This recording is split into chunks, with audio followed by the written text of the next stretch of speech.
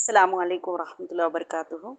औज़ु बिल्लाहि मिनश्शैतानिर्रजीम। बिस्मिल्लाहिर्रहमानिर्रहीम।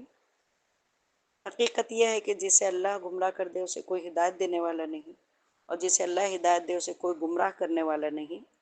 और इंसानों में से बहुत सारे लोग ऐसे हैं जो दुनिया में इधर उधर फिरते रहते हैं, और जब उनसे कहा जाता है कि ला तुफ़सिदू फ़िल अर्ज़, तुम ज़मीन में फसाद बर्पा ना करो, तो वो कहते हैं नहनु मुस्लिहून, हम इस्लाह करने वाले हैं। ये हम फसाद नहीं कर रहे बल्कि हम इस्लाह का काम कर रहे हैं। ये जो आयत का मैंने हवाला दिया, ये सूरह अल-बक़रा में अल्लाह सुब्हानहू व तआला ने फरमाया है कि बहुत सारे लोग ऐसे हैं जो ज़मीन में इधर उधर फिरते रहते हैं और ख़राबी करने के लिए, फसाद बर्पा करने के लिए। ये गवाही अल्लाह ताला खुद दे रहे हैं, और अल्लाह सुब्हानहू व तआला उनका जवाब भी खुद ही कोट कर दे रहे हैं कि आप देखोगे वो क्या कहेंगे, नहनु मुस्लिहून, नहीं नहीं, हम फसाद नहीं बर्पा कर रहे बल्कि हम इस्लाह के लिए दौड़ते फिर रहे हैं ज़मीन में। तो मुसलमानों को अच्छी तरह मालूम है कि कौन इस्लाह के लिए फिर रहा है, कौन जो है फसाद बर्पा कर रहा है। अभी हाल में, क्योंकि मैं थोड़ी मसरूफ़ थी और थोड़ा सेहत का भी कुछ उज़्र था, हल्का फुल्का, मौसम बदला है इसलिए इसलिए बोल नहीं पाई, ऑडियो नहीं बना पाई थी। मैंने देखा कि सोशल मीडिया पे बहुत ज़्यादा वायरल किया जा रहा है, एक राइटअप वायरल किया जा रहा है, और उसके अंदर जो है मेरा नाम भी है, आधार कार्ड भी है, और कुछ हमारे दीनी भाइयों का भी नाम है, आधार कार्ड है, और कहा जा रहा है कि इनके नाम से एफआईआर करो। और कुछ एफआईआर किए भी गए, किस तरह किए गए, कैसे किए गए, वो तो अल्लाह बेहतर जानता है, और दुनिया भी समझ रही है खूब। और कहा जा रहा है कि इस तरह से आप लोग भी एफआईआर करो, और ये करो और वो करो। इस एफआईआर के बारे में हालांकि काबिल ज़िक्र चीज़ नहीं है, लेकिन फिर भी मैं जिनके बारे में बोल रही हूँ वो काबिल ज़िक्र शय नहीं है वो लोग, लेकिन मुझे फिर भी कहना इसलिए पड़ रहा है क्योंकि मेरा नाम बिला वजह उसमें लाया जा रहा है, या मेरे जैसे और भी दूसरे हमारे भाई हैं उनका भी नाम लाया जा रहा है।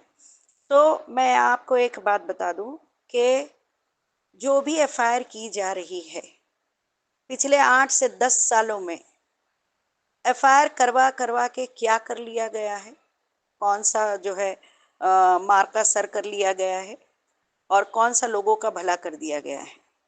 आज भी कहा जा रहा है कि एफआईआर करवाओ, चलती चलाती कंपनी के ऊपर झूठा इल्ज़ाम, यानी बहतान।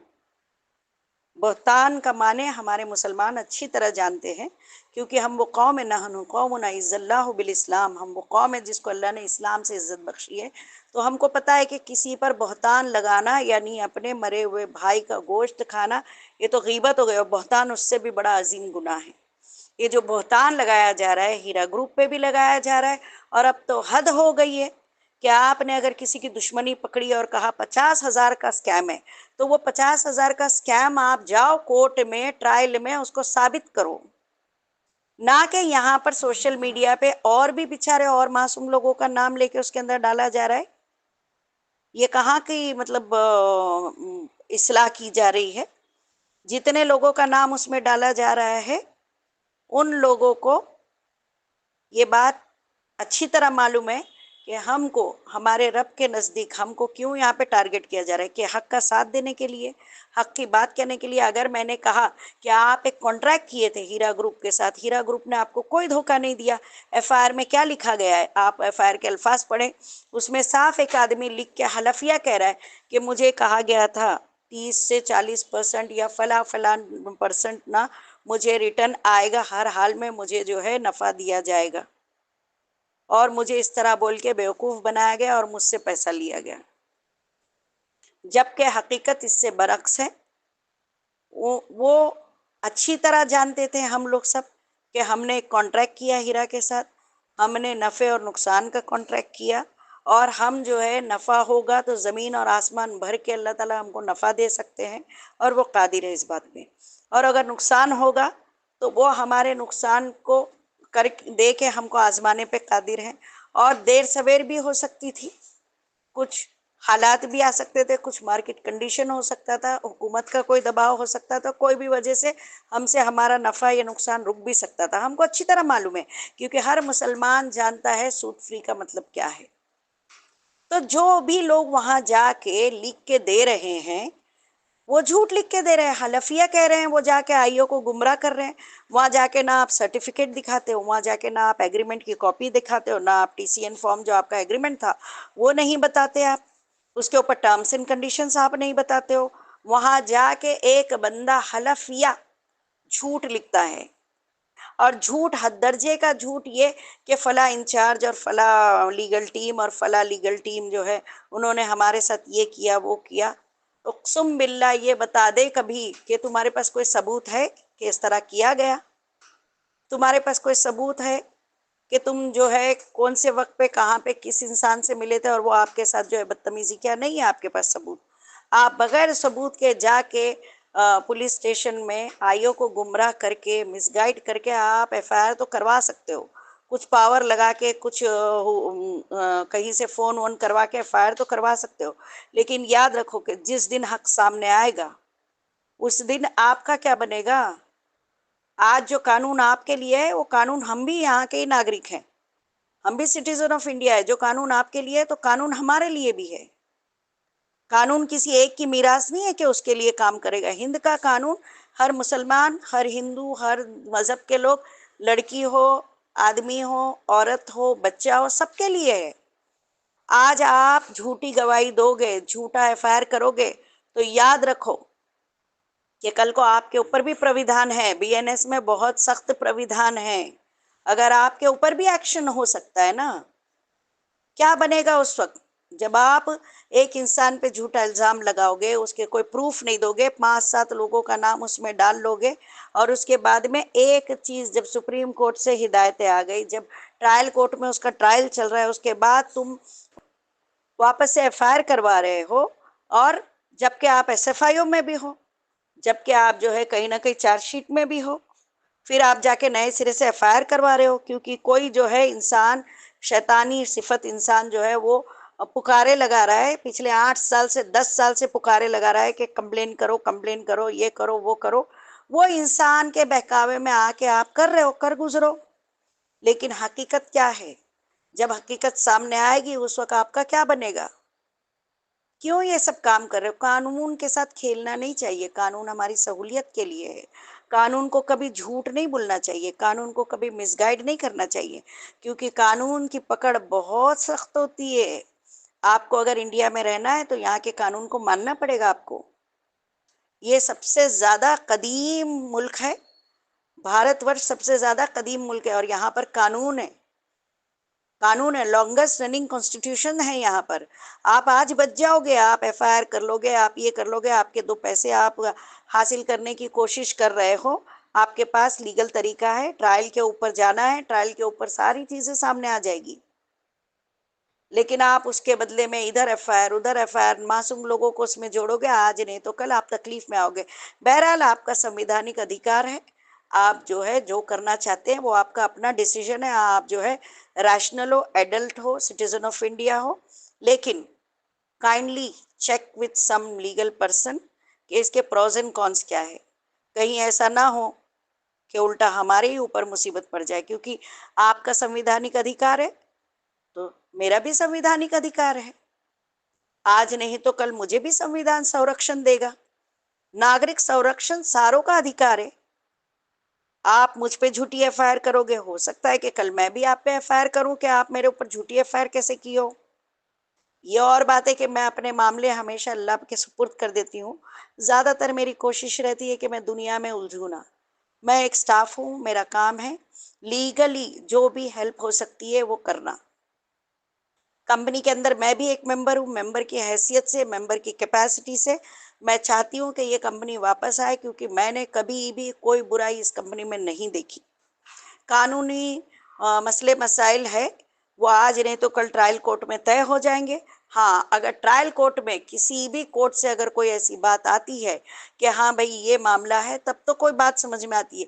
लेकिन उसके बगैर बिला वजह किसी एक इंसान को, किसी एक औरत को बिला वजह तकलीफ देना, इधर से उधर करना, उधर से उधर अरेस्ट करवाना, उधर से उधर जेसी पीसी डीसी भीसी, ये सब जो है ये गुनाह के काम है। और वो जरूरी नहीं है कि वो औरत हमारे मजहब की है, तो कोई भी औरत, उक्सुम बिल्ला नाजनीन, उस औरत के लिए भी खड़ी होगी जो दूसरे कौम की भी होगी। उस मर्द के लिए भी अपने लीगल सर्विसेज के लिए मदद करेगी। अगर कोई वो दूसरी कौम का भी कोई शख्स होगा जिसको बिला वजह हैरासमेंट किया जाएगा लॉ का नाम लेके, हमारे मुल्क का कानून जो है वो बहुत ही अच्छा कानून है, सैल्यूट है इस कानून को।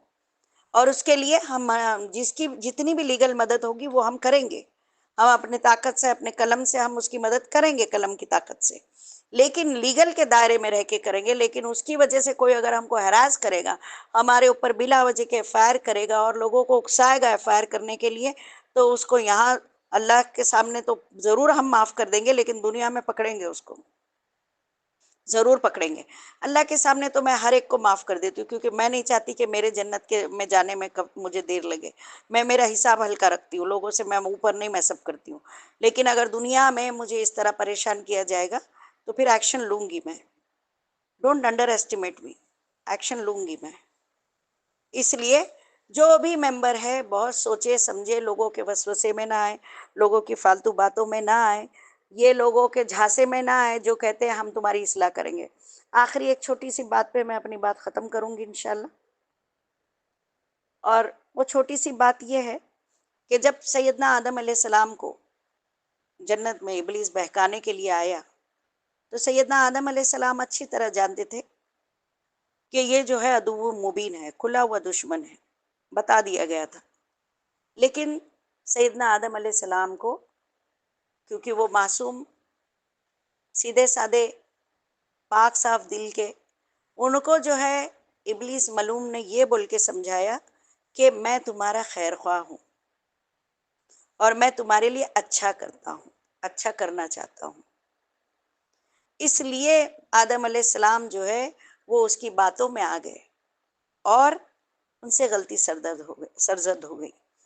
तो आप ये देखें कि आपको जो भी मशवरे लोग आके देते हैं ना, उसको बहुत अच्छे से समझे, चेक करें कि ये जो मशवरे आ रहे हैं कहीं ऐसा ना हो कि हमारे दोस्त बन के हमको कोई मुसीबत में नहीं डाल रहा हो, क्योंकि ये ना हमारे मेंबर हैं। और जो हमारा मेंबर ना हुआ वो विक्टिम कैसा हुआ? जब जो वो हीरा का मेंबर ही नहीं है, वो हीरा में 1 रुपया डाला भी नहीं है, तो वो विक्टिम कैसा हुआ? और जब वो हीरा का मेंबर नहीं है, 1 पैसा डाला नहीं, विक्टिम नहीं है, तो विक्टिम का सदर कैसे हुआ वो? तो आप देखें कि आप किस मलूम की बात सुन रहे हैं। और अच्छा सुने सबकी, लेकिन जब अपना डिसीजन लें तो हर तरह से, हर पहलू से उसको चेक करें, आपस में मशवरे करें। जी इल्म जो है, इल्म वाले लोग, उनसे मशवरा करें, फिर अपना डिसीजन लें। ये ना हो कि कोई ऐरा गैरा आपके कान में कुछ फूंक दे और आप उसके वसवसे में आके कोई स्टेप लें और आगे जाके आप जो है कानूनी कार्रवाई में फंसते चले जाएं।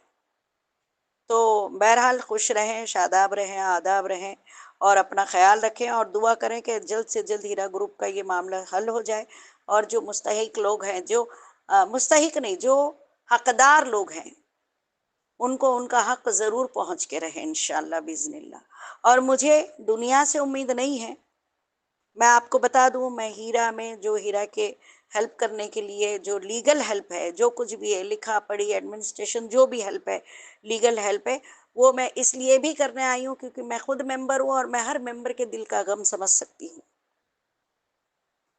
मैं खुद मेंबर हूँ और मैं हर मेंबर के दिल का गम मेरे से ज़्यादा कोई नहीं समझ सकता। इसलिए मैं चाहती हूँ कि मेरी सलाहियतें जो भी है अल्लाह ताला इस काम में लगाए ताकि इनको लीगल हेल्प मिले और फिर सच का सच हो जाए, झूठ का झूठ हो जाए, सच्चाई सामने आ जाए और बातिल का मुंह काला हो जाए। ख्वाह बातिल कोई भी हो ना, हमारी नज़रों से तो छुप सकता है, वो अल्लाह की नज़र से नहीं छुप सकता। जो नाहक है वो नाहक हो जाए और जो हक है वो हक आ जाए। हम फुरकान वाली कौम है, हम इस बात पर यकीन रखते हैं कि सच्चाई एक दिन ज़रूर आएगी। जा अल हक व ज़हक़ल बातिल, ज़रूर बातिल मलूम होगा। आप लोग सब खुश रहें, खुर्रम रहें, आबाद रहें और अपने अपने जगह जो भी डिसीजन ले, बहुत सोच समझ के डिसीजन ले। अल्लाह ताला आपको सही रहनुमाई करे और हमारी भी सही रहनुमाई करे। जज़ाकल्लाहु खैर व आखिरु दाअवाना अनिल हम्दुलिल्लाहि रब्बिल आलमीन।